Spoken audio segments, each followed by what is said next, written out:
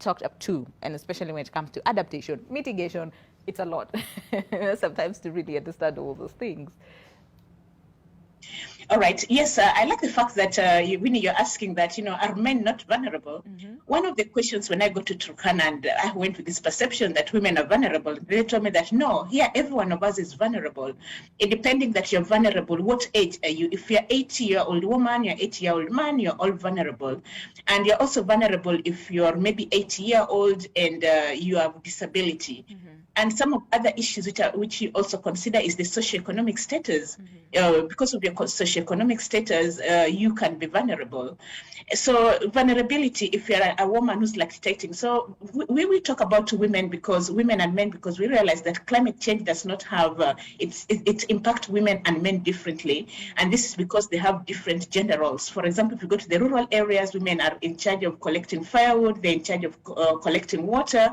So with the changing climate whereby we have drought, that means that women have to walk a longer distance to fetch water. They have to walk a longer distance to look for firewood.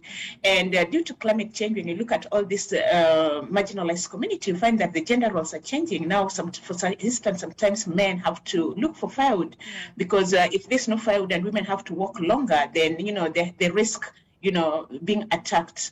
Because of the conflict issue. So sometimes men to go to fetch this, but when we look at that, when men start fetching firewood, then they go and cut the wood in, they go for it in a mass quantity and they sell it. So you even look at, when the gender role changes, sometimes you can say that, when now men can look for firewood, then it's good. Women have got less work. But when women go to fetch firewood, they just take the dry wood and all that for the family.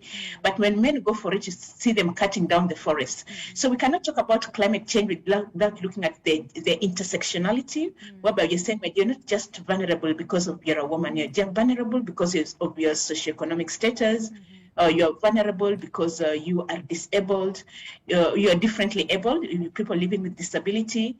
You're vulnerable because of your geographical location. Maybe you're based in Samburu, you're based in Baringo or somewhere else like that.